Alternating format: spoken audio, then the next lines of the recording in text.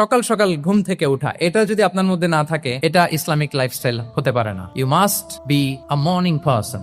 সকাল সকাল উঠতে হবে। আপনার সময় এমন ভাবে মেনটেন করবেন আপনি যে সকাল সকাল ফজরের পর থেকে আপনি অ্যাক্টিভ। তার মানে you have to wake up early, you have to sleep early. একজন মর্নিং পারসন যদি না হন, এটা ইসলামিক লাইফস্টাইল হবে। এর কারণ আল্লাহ রাসূল সাল্লাল্লাহু আলাইহি ওয়া আলিহি ওয়াসাল্লাম আমাদেরকে সকালে জেগে থাকার ব্যাপারে ইন্সপায়ার করেছেন এবং তিনি দোয়া করেছেন এই উম্মার জন্য স্পেশালি, যে এই সময়টা এটা ফুল অফ বারাকা, ফুল অফ ব্লেসিংস। তিনি দোয়া করেছেন আল্লাহুম্মা বারিক লি উম্মতি ফি বুকুরিহা। আল্লাহ এই উম্মতের বুকুরটা মানে সকালের সময়টা, লেটস সে সানরাইজের পরে 3-4 ঘন্টা, এই সময়টাকে আল্লাহ আপনি বরকত দিয়ে পড়ে দেন। এই সময়টাতে ঘুমানো যাবে না, এটা হচ্ছে বরকতের সময়। এবং আল্লাহ রাসূল সাল্লাল্লাহু আলাইহি ওয়াসাল্লাম যদি কোনো সামরিক অভিযান প্রেরণ করতেন, এই টাইমে প্রেরণ করতেন, এই বকুরের টাইমে। এবং সাহাবারা তাদের কোনো ট্রেড ক্যারাভান, ব্যবসায়িক কাফেলা যখন সেন্ড করতেন, এই টাইমটাতে সেন্ড করতেন, কারণ এই টাইমটাতে বারাকা। এখন নিজের সাথে মিলিয়ে নেন যে এই টাইমটাতে আমরা কি করি। আমি জানি না আপনাদের কি অভ্যাস। আমি এসে তো শুনলাম যে জাহাঙ্গীরনগর